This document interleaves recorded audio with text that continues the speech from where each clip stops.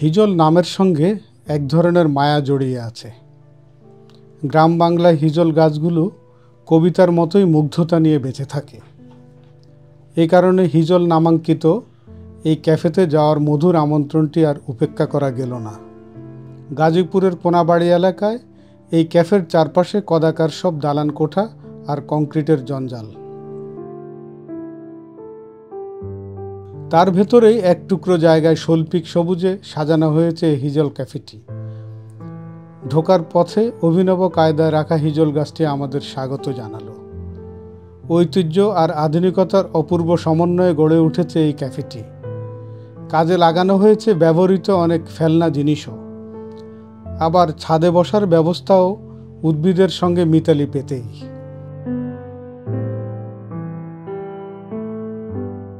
এই ক্যাফের উদ্যোগে বছরের নির্দিষ্ট একটি সময়ে এখানে সপ্তাহব্যাপী বৃক্ষমেলার আয়োজন করা হয়। মেলা উপলক্ষে প্রতিদিনই কোনো না কোনো আয়োজন থাকে এখানে। বেলা একটু গড়ালেই শিশুরা আসে দল বেঁধে। তারা প্লেয়িং জোনে খেলাধুলা করে, বই প্রদর্শনী আর গাছের স্টলগুলো দেখে। ক্যাফের উপরে, ছাদে এবং নিচে ছুটোছুটি করে। অতিথিদের কাছ থেকে উদ্ভিদের নানান গল্প শোনে। ডিমেনশিয়া নাম শুনছো? এই রোগটা ডিমেনশিয়া বলে, অ্যালজাইমার বলে। যারা বয়স্ক বাসায় কি থাকে, দাদু থাকে, নানু থাকে, নানারা থাকেন, ওনারা কি হয় একটা সময়ের পরে অনেক কিছু মনে রাখতে পারে না, তাই না?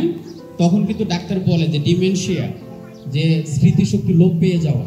তো এখন এই ব্রেনটাকে ভালো রাখার জন্য আমরা কি করতে পারি? বাদাম খেতে পারি। আমাদের বাদাম খাওয়া উচিত।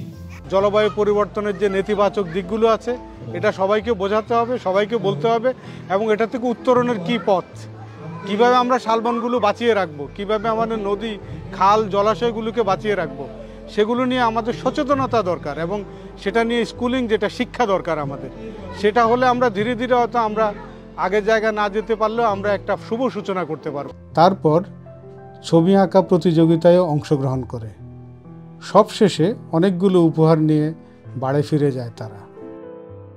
জানা যায় যে এই ক্যাফের কর্ণধার মাসুম পাঠানের উদ্ভিদের প্রতি ভালোবাসা প্রায় 2 দশক ধরে।